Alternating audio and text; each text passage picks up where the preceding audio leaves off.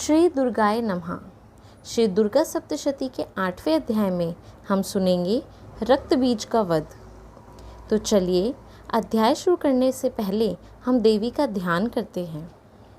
मैं अणिमा आदि सिद्धमय किरणों से आवृत भवानी का ध्यान करती हूँ।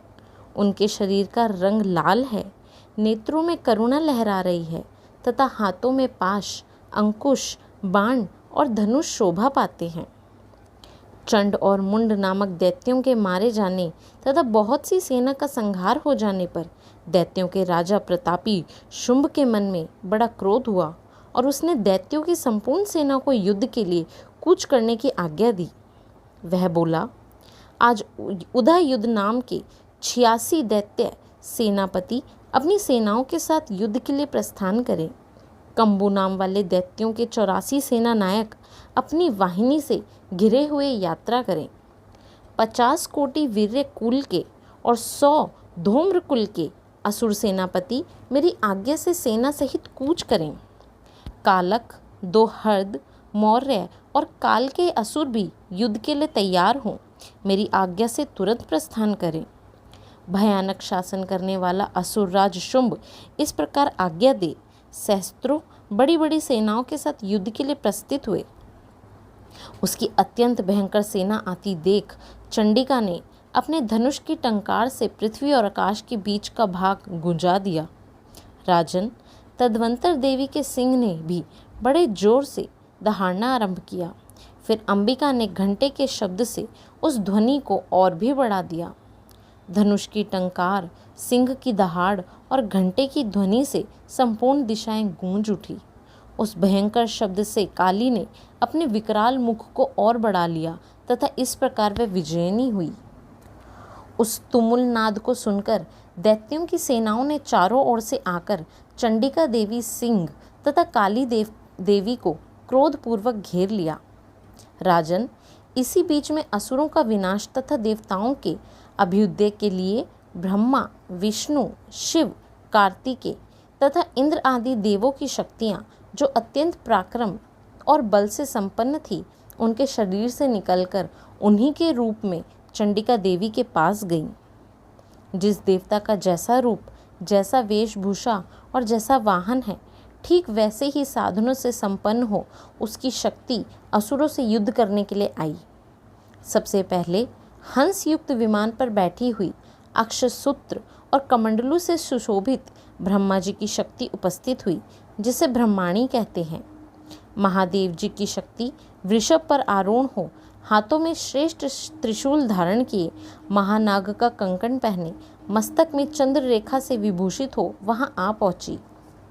कार्तिकेय जी की शक्ति का रूपी जगदम्बिका उन्हीं का रूप धारण किए श्रेष्ठ मयूर पर आरूढ़ हो, हाथ में शक्ति लिए दैत्यों से युद्ध करने के लिए आई। इस प्रकार भगवान विष्णु की शक्ति गरुड़ पर विराजमान हो शंख, चक्र, गदा, शांग धनुष, खड्ग हाथ में लिए वहां आई। अनुपम यज्ञ वाराह का रूप धारण करने वाले श्री हरि की जो शक्ति है, वह भी वाराह शरीर धारण करके वहां उपस्थित हुई। नारसिंगी शक्ति भी नृसिंह के सामने शरीर धारण करके वहां आई। उसकी गर्दन के बालों के झटके से आकाश के तारे बिखर पड़ते थे। इसी प्रकार इंद्र की शक्ति वज्र हाथ में लिए गजराज ऐरावत पर बैठकर आई। उसे भी सहस्त्र नेत्र थे। इंद्र का जैसा रूप वैसा ही उसका भी था। तदंतर उन देव शक्तियों से घिरे हुए महादेव जी ने चंडिका से कहा, मेरी प्रसन्नता के लिए तुम शीघ्र ही इन असुरों का संहार करो। तब देवी के शरीर से अत्यंत भयानक और परम उग्र चंडिका का शक्ति प्रकट हुई, जो सैकड़ों गीदड़ियों की भांति आवाज करने वाली थी। उस अपराजिता देवी ने धूमिल जटा वाले महादेव जी से कहा, भगवन, आप शुंभ निशुंभ के पास दूत बनकर जाइए और उन अत्यंत गर्वीले दानव शुंभ एवं निशुंभ दोनों से कहिए, साथ ही उनके अतिरिक्त जो भी दानव युद्ध के लिए वहां उपस्थित हो, उनको भी यह संदेश दीजिए, दैत्यों, यदि तुम जीवित रहना चाहते हो तो पताल को लौट जाओ। इंद्र को त्रिलोकी का राज्य मिल जाए और देवता यज्ञ भाग का उपयोग करें। यदि बल के घमंड में आकर तुम युद्ध की अभिलाषा रखते हो तो आओ, मेरी शिवाएं तुम्हारे कच्चे मांस से तृप्त हों। चूंकि उस देवी ने भगवान शिव को दूत के कार्य में नियुक्त किया था, इसलिए वह शिवदूती के नाम से संसार में विख्यात हुई। वह माँ दैत्य भी भगवान शिव के मुख से देवी के वचन सुनकर क्रोध में भर गए और जहाँ कात्यायनी विराजमान थी उस ओर बढ़े। तदंतर वे दैत्य अमृष से भरकर पहले ही देवी के ऊपर बाण, शक्ति और सृष्टि आदि अस्त्रों की वृष्टि करने लगे। तब देवी ने भी खेल खेल में ही धनुष की टंकार की और उसे छोड़े हुए बड़े बड़े बाणों द्वारा दैत्य की चलाए हुए बाण, शूल, शक्ति और फरसों को काट डाला। फिर काली उनके आगे होकर शत्रुओं को शूल के प्रहार से विदीर्ण करने लगी और खड्गवांग से उनका कचुम्बर निकालती हुई रणभूमि में विचरने लगी। ब्रह्माणी भी जिस जिस ओर दौड़ती उसी उसी ओर अपने कमंडलू का जल छिड़ककर शत्रुओं के ओज और पराक्रम को नष्ट कर देती थी। महेश्वरी ने त्रिशूल से तथा वैश्वनी ने चक्र से और अत्यंत क्रोध में भरी हुई कुमार कार्तिकेय की शक्ति ने शक्ति से दैत्यों का संहार आरंभ किया। इंद्र शक्ति के वज्र प्रहार से विदीर्ण हो सैकड़ों दैत्य दानव रक्त की धारा बहाते हुए पृथ्वी पर सो गए। वाराही शक्ति ने कितनों को अपनी थुथुन की मार से नष्ट किया। दाड़ों के अग्रभाग से कितनों की छाती छेद डाली और कितने ही दैत्य उसके चक्र की चोट से विदीर्ण होकर गिर पड़े। नारसिंगी भी दूसरे दूसरे महादैत्यों को अपने नखों से विदीर्ण करके खाती और सिंहनाद से दिशाओं एवं आकाशों को गुंजाती हुई युद्ध क्षेत्र में विचरने लगी। कितने ही असुर शिवदूती के प्रचंड अट्टहास से अत्यंत भयभीत हो पृथ्वी पर गिर पड़े और गिरने पे उन्हें शिवदूती ने उस समय अपना ग्रास बना लिया। इस प्रकार क्रोध में भरे हुए मात्र गणों का नाना प्रकार के उपयोग से बड़े बड़े असुरों का मर्दन करते देख दैत्य सैनिक भाग खड़े हुए। मात्र गणों से पीड़ित दैत्य को युद्ध से भागता देख रक्तबीज नामक महादैत्य क्रोध में भरकर युद्ध करने के लिए आया।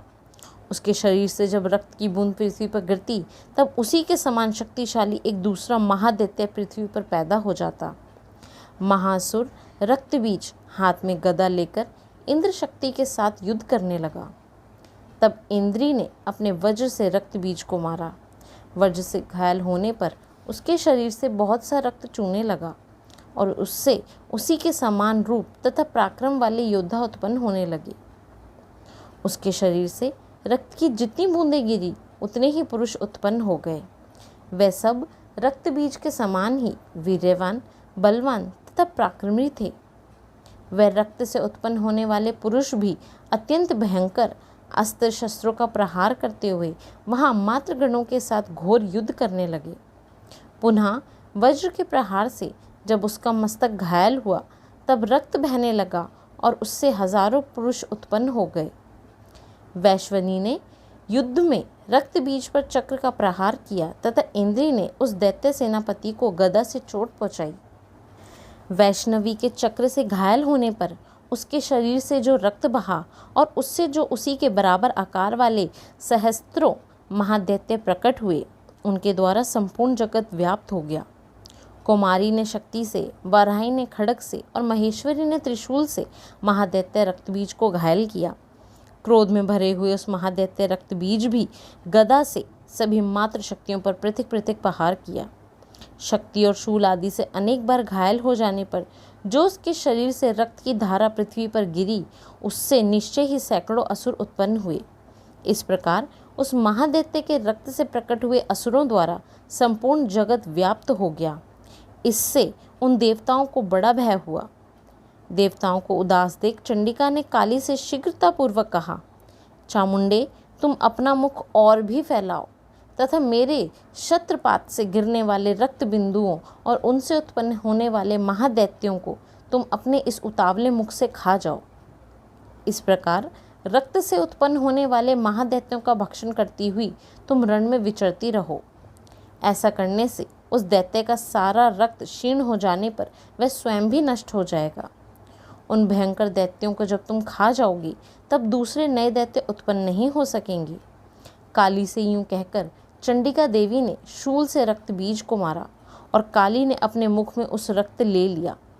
तब उसने वहां चंडिका पर गदा से प्रहार किया। किंतु उस गदा पातन से देवी को तनिक भी वेदना नहीं पहुंची। रक्त बीज के घायल शरीर से बहुत सा रक्त गिरा, किंतु ज्यों ही वह गिरा त्यों ही चामुंडा उसे अपने मुख में ले लिया। रक्त गिरने से काली के मुख में जो महादैत्य उत्पन्न हुए उन्हें भी वह चट कर गई और उसने रक्त बीज का रक्त भी पी लिया। तदंतर देवी ने रक्त बीज को, जिसका रक्त चामुंडा ने भी पी लिया था, वज्र, बाण, खड्ग तथा सृष्टि आदि से मार डाला।